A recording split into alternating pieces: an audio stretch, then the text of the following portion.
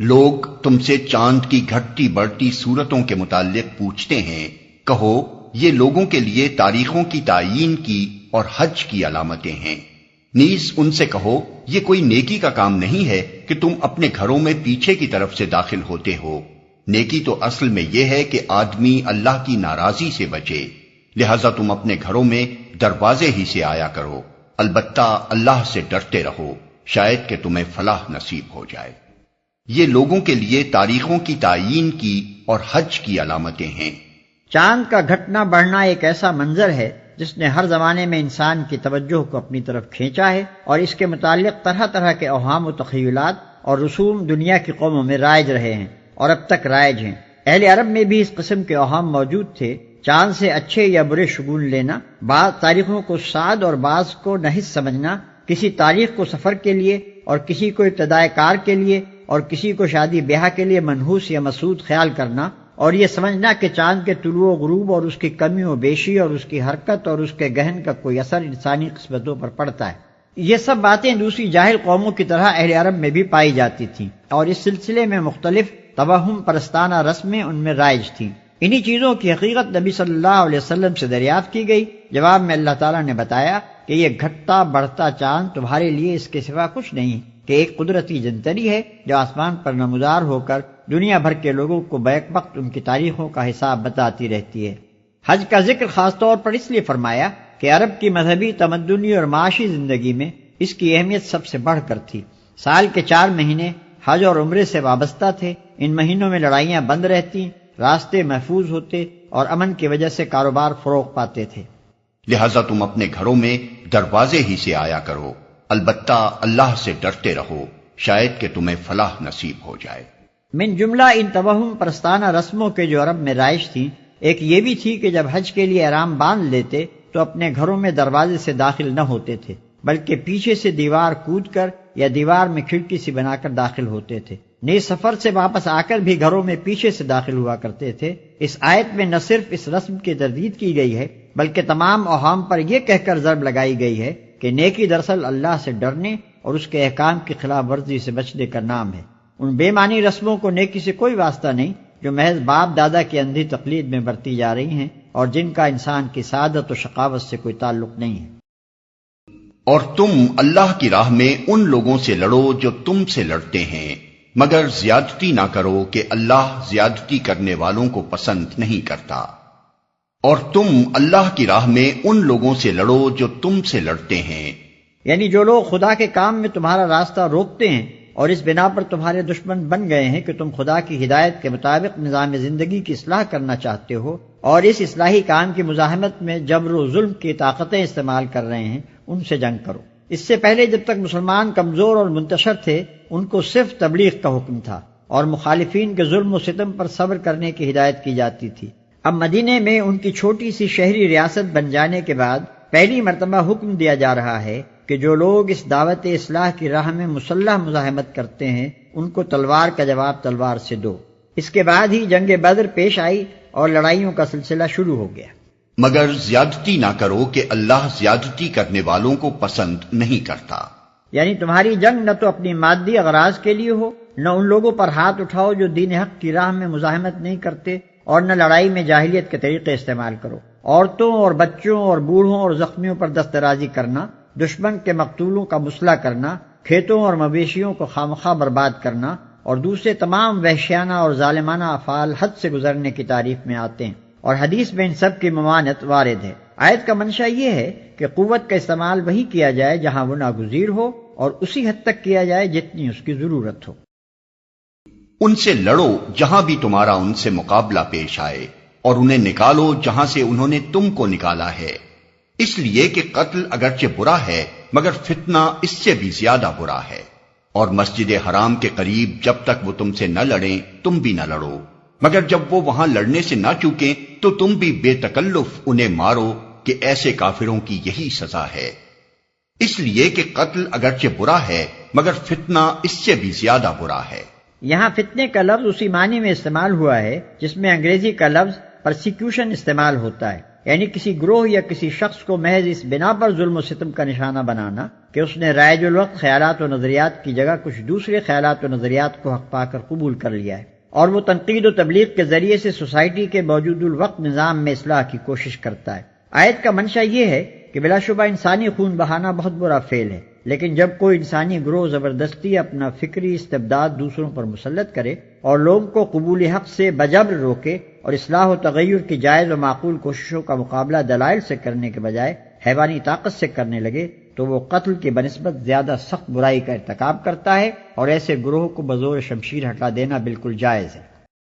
پھر اگر وہ باز آ جائیں تو جان لو کہ اللہ معاف کرنے والا اور رحم فرمانے والا ہے۔ یعنی تم جس خدا پر ایمان لائے ہو اس کی صفت یہ ہے کہ بد سے بدتر مجرم اور گناہگار کو بھی معاف کر دیتا ہے جبکہ وہ اپنی باغیانہ روش سے باز آ جائے۔ یہی صفت تم اپنے اندر بھی پیدا کرو۔ تخلقوا باخلاق اللہ، تمہاری لڑائی اس انتقام کی پیاس بجھانے کے لیے نہ ہو بلکہ خدا کے دین کا راستہ صاف کرنے کے لیے ہو۔ جب تک کوئی گروہ راہ خدا میں مداحم رہے بس اسی وقت تک اس سے تمہاری لڑائی بھی رہے، اور جب وہ اپنا رویہ چھوڑ دے تو تمہارا ہاتھ بھی پھر اس پر نہ اٹھے۔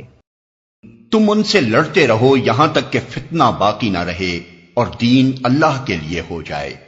پھر اگر وہ باز آ جائیں تو سمجھ لو کہ ظالموں کے سوا اور کسی پر دست درازی روا نہیں،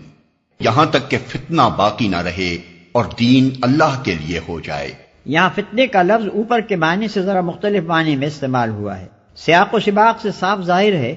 کہ اس مقام پر فتنے سے مراد وہ حالت ہے جس میں دین اللہ کے بجائے کسی اور کے لیے ہو، اور لڑائی کا مقصد یہ ہے کہ یہ فتنہ ختم ہو جائے اور دین صرف اللہ کے لیے ہو۔ پھر جب ہم لفظ دین کی تحقیق کرتے ہیں تو معلوم ہوتا ہے کہ عربی زبان میں دین کے معنی اطاعت کے ہیں، اور اصطلاحاً اس سے مراد وہ نظام زندگی ہے جو کسی کو بالاتر مان کر اس کے احکام و قوانین کی پیروی میں اختیار کیا جائے۔ پس دین کی اس تشریح سے یہ بات خود واضح ہو جاتی ہے کہ سوسائٹی کی وہ حالت جس میں بندوں پر بندوں کی خدائی و فرمانروائی قائم ہو اور جس میں اللہ کے قانون کے مطابق زندگی بسر کرنا ممکن نہ رہے، فتنے کی حالت ہے۔ اور اسلامی جنگ کا مطمع نظر یہ ہے کہ اس فتنے کی جگہ ایسی حالت قائم ہو جس میں بندے صرف قانون الہی کے مطیع بن کر رہیں۔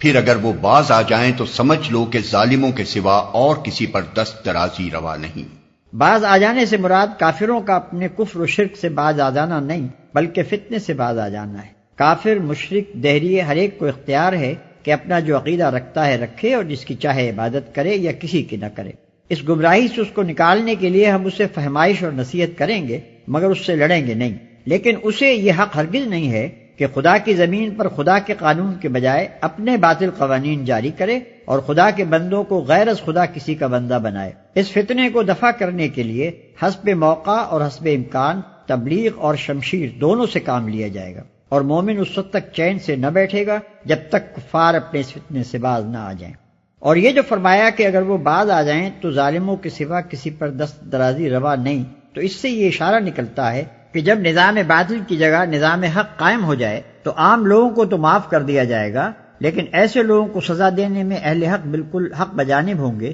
جنہوں نے اپنے دور اقتدار میں نظام حق کا راستہ روکنے کے لیے ظلم و ستم کی حد کر دی ہو۔ اگرچہ اس معاملے میں بھی مومنین صالحین کو یہی زیب دیتا ہے کہ اب وہ درگزر سے کام لیں اور فتح یاب ہو کر ظالموں سے انتقام نہ لیں، مگر جن کے جرائم کی فہرست بہت ہی زیادہ سیاہ ہو ان کو سزا دینا بالکل جائز ہے، اور اس اجازت سے خود نبی صلی اللہ علیہ وسلم نے فائدہ اٹھایا ہے، جن سے بڑھ کر عفو و درگزر کسی کے شایع نشان نہ تھا۔ چنانچہ جنگ بدر کے قیدیوں میں سے عقبہ بن ابی معیط اور نضر بن حارث کا قتل اور فتح مکہ کے بعد آپ کا 17 آدمیوں کو عفو عام سے مستثنی فرمانا اور پھر ان میں سے 4 کو سزائے موت دینا اسی اجازت پر مبنی تھا۔ ماہ حرام کا بدلہ ماہ حرام ہی ہے اور تمام حرمتوں کا لحاظ برابری کے ساتھ ہوگا، لہذا جو تم پر دست درازی کرے تم بھی اسی طرح اس پر دست درازی کرو، البتہ اللہ سے ڈرتے رہو اور یہ جان رکھو کہ اللہ انہی لوگوں کے ساتھ ہے جو اس کی حدود توڑنے سے پرہیز کرتے ہیں،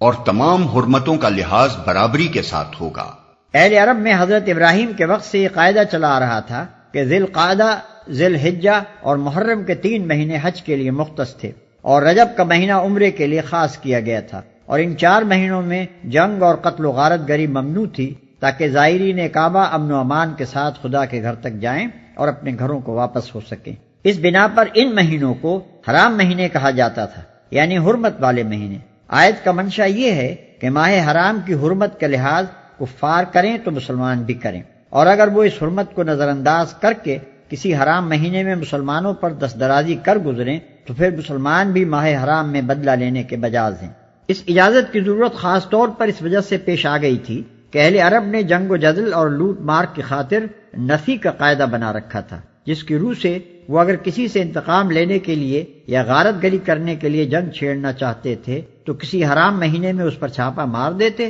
اور پھر اس مہینے کی جگہ کسی دوسرے حلال مہینے کو حرام کر کے گویا اس حرمت کا بدلہ پورا کر دیتے تھے۔ اس بنا پر مسلمانوں کے سامنے یہ سوال پیدا ہوا کہ اگر کفار اپنے نسی کے ہیلے کو کام میں لا کر کسی حرام مہینے میں جنگی کارروائی کر بیٹھیں تو اس صورت میں کیا کیا جائے؟ اسی سوال کا جواب اس آیت میں دیا گیا ہے۔ اللہ کی راہ میں خرچ کرو اور اپنے ہاتھوں اپنے آپ کو ہلاکت میں نہ ڈالو۔ احسان کا طریقہ اختیار کرو کہ اللہ محسنوں کو پسند کرتا ہے۔ اللہ کی راہ میں خرچ کرو اور اپنے ہاتھوں اپنے آپ کو ہلاکت میں نہ ڈالو۔ اللہ کی راہ میں خرچ کرنے سے مراد اللہ کے دین کو قائم کرنے کی سعی و جہد میں مالی قربانیاں کرنا ہے۔ آیت کا مطلب یہ ہے کہ اگر تم خدا کے دین کو سربلند کرنے کے لیے اپنا مال خرچ نہ کرو گے اور اس کے مقابلے میں اپنے ذاتی مفاد کو عزیز رکھو گے تو یہ تمہارے لیے دنیا میں بھی موجب ہلاکت ہوگا اور آخرت میں بھی۔ دنیا میں تم کفار سے مغلوب اور ذلیل ہو کر رہو گے اور آخرت میں تم سے سخت باز پرس ہوگی۔ احسان کا طریقہ اختیار کرو کہ اللہ محسنوں کو پسند کرتا ہے۔ احسان کا لفظ حسن سے نکلا ہے، جس کے معنی کسی کام کو خوبی کے ساتھ کرنے کے ہیں۔ عمل کا ایک درجہ یہ ہے کہ آدمی کے سپرد جو خدمت ہو اسے بس کر دے، اور دوسرا درجہ یہ ہے کہ اسے خوبی کے ساتھ کرے،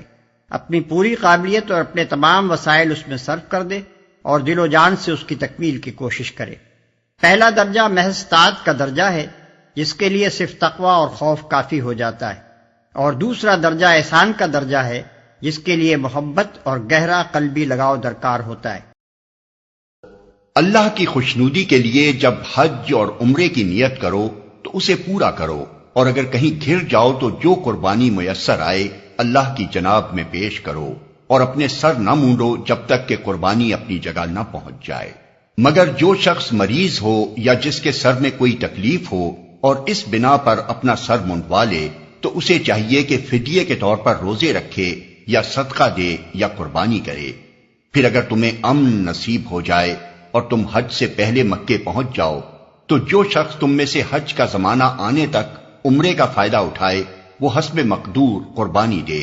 اور اگر قربانی میسر نہ ہو تو 3 روزے حج کے زمانے میں اور 7 گھر پہنچ کر، اس طرح پورے 10 روزے رکھ لے۔ یہ رعایت ان لوگوں کے لیے ہے جن کے گھر بار مسجد حرام کے قریب نہ ہوں۔ اللہ کے ان احکام کی خلاف ورزی سے بچو اور خوب جان لو کہ اللہ سخت سزا دینے والا ہے۔ اللہ کی جناب میں پیش کرو، یعنی اگر راستے میں کوئی ایسا سبب پیش آ جائے جس کی وجہ سے آگے جانا غیر ممکن ہو اور مجبوراً رک جانا پڑے تو اونٹ، گائے، بکری میں سے جو جانور بھی میسر ہو اللہ کے لیے قربان کر دو، اور اپنے سر نہ مونڈو جب تک کہ قربانی اپنی جگہ نہ پہنچ جائے۔ اس امر میں اختلاف ہے کہ قربانی کے اپنی جگہ پہنچ جانے سے کیا مراد ہے۔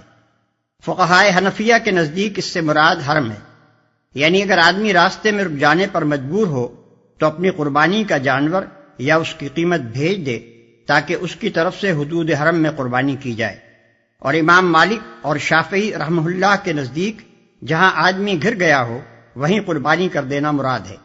سر مونڈنے سے مراد حجامت ہے، مطلب یہ ہے کہ جب تک قربانی نہ کر لو حجامت نہ کراؤ، یا صدقہ دے یا قربانی کرے۔ حدیث سے معلوم ہوتا ہے کہ نبی صلی اللہ علیہ وسلم نے اس صورت میں 3 دن کے روزے رکھنے یا 6 مسکینوں کو کھانا کھلانے یا کم از کم 1 بکری ذبح کرنے کا حکم دیا ہے۔ پھر اگر تمہیں امن نصیب ہو جائے، یعنی وہ سبب دور ہو جائے جس کی وجہ سے مجبوراً تمہیں راستے میں رک جانا پڑا تھا، چونکہ اس زمانے میں حج کا راستہ بند ہونے اور حاجیوں کے رک جانے کی وجہ زیادہ تر دشمن اسلام قبیلوں کی مزاحمت ہی تھی، اس لیے اللہ تعالیٰ نے اوپر کی آیت میں گھر جانے اور اس کے بالمقابل یہاں امن نصیب ہو جانے کے الفاظ استعمال کیے ہیں۔ لیکن جس طرح گھر جانے کے مفہوم میں دشمن کی مزاحمت کے علاوہ دوسرے تمام موانع شامل ہیں، اسی طرح امن نصیب ہو جانے کا مفہوم بھی ہر مانع و مزاحم چیز کے دور ہو جانے پر حاوی ہے۔ یہ رعایت ان لوگوں کے لیے ہے جن کے گھر بار مسجد حرام کے قریب نہ ہوں۔ عرب میں جاہلیت میں یہ خیال کیا جاتا تھا کہ ایک ہی سفر میں حج اور عمرہ دونوں ادا کرنا گناہ عظیم ہے۔ ان کی خود ساختہ شریعت میں عمرے کے لیے الگ اور حج کے لیے الگ سفر کرنا ضروری تھا۔ اللہ تعالیٰ نے اس قید کو اڑا دیا اور باہر سے آنے والوں کے ساتھ یہ رعایت فرمائی کہ وہ ایک ہی سفر میں عمرہ اور حج دونوں کر لیں۔ البتہ جو لوگ مکہ کے آس پاس میقاتوں کی حدود کے اندر رہتے ہوں انہیں اس رعایت سے مستثنا کر دیا، کیونکہ ان کے لیے عمرے کا سفر الگ اور حج کا سفر الگ کرنا کچھ مشکل نہیں۔ حج کا زمانہ آنے تک عمرے کا فائدہ اٹھانے سے مراد یہ ہے کہ آدمی عمرہ کر کے احرام کھول لے اور ان پابندیوں سے آزاد ہو جائے جو احرام کی حالت میں لگائی گئی ہیں، پھر جب حج کے دن آئے تو ازسرن و احرام باندھ لے۔